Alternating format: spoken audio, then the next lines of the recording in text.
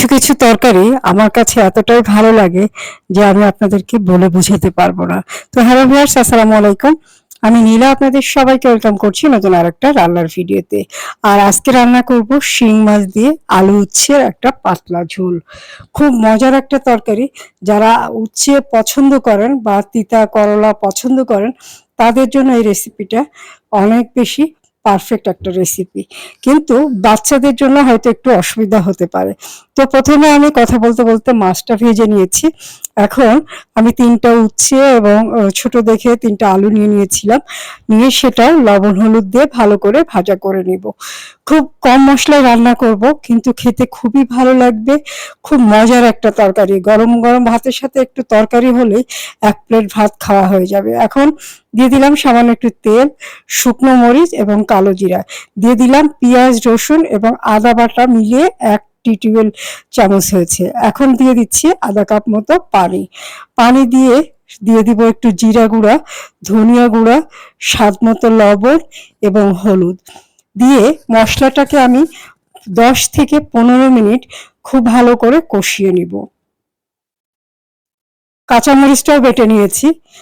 ১ চামচ মতো সবকিছু মিলিয়ে ১ চামচ মতো হয়েছে। ২ কোয়া রসুন, সামান্য একটু আদা, ২-৩টা কাঁচামরিচ আমি ভালো করে বেটে নিয়েছিলাম। আর পেঁয়াজ। এখন দেখেন মশলাটার কালারটা কি সুন্দর চলে এসেছে। মশলাটা যখন একদম ভাজা ভাজা হয়ে যাবে বা কষানো হয়ে যাবে পুরোপুরিভাবে, তখন আমি এটাতে দিয়ে দিব ১ কাপ মতো পানি।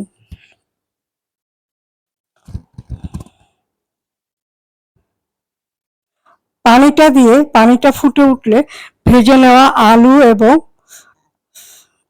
উচ্ছেটা দিয়ে দিব। আধা কাপ মতো পানি দিয়েছি, ১ কাপ মতো না। এখন এটাকে আমি খুব ভালো করে কষিয়ে নিব। আরো ১০ থেকে ১৫ মিনিট আমি এটা কষাবো। খুব ভালো করে কষানো হয়ে গেলে দিয়ে দিব স্বাদ মতো ঝোলের পানি। আমি একটু পাতলা পাতলা ঝোল রাখবো, একেবারে মাখাও না আবার একেবারে পাতলা না, সেভাবে আমি ঝোলটা দিচ্ছি। আর এমনিতে আলু উচ্ছে সিদ্ধ হয়ে গেছে, সিদ্ধ হওয়ার জন্য খুব বেশি টেনশন করতে হবে না বা অনেক পানি দিতে হবে না। পানি দিয়ে ঢাকনা দিয়ে ঢেকে দিলাম। ১০ থেকে ১৫ মিনিট পরে ডালটা উঠিয়ে একটু নাড়াচাড়া করে দিব। নাড়াচাড়া করে দিয়ে এখন ঝোলটা একটু শুকিয়ে আসলে মাছটা দিয়ে দিব। ভেজে নেওয়া মাছগুলো দিয়ে আবারও একটু নেড়ে নিব এবং আরো কিছু সময় জাল করব। ঝোলটা আরেকটু শুকিয়ে এলে আমি এটার ভিতরে দিয়ে দিব কয়েকটা কাঁচামরিচ।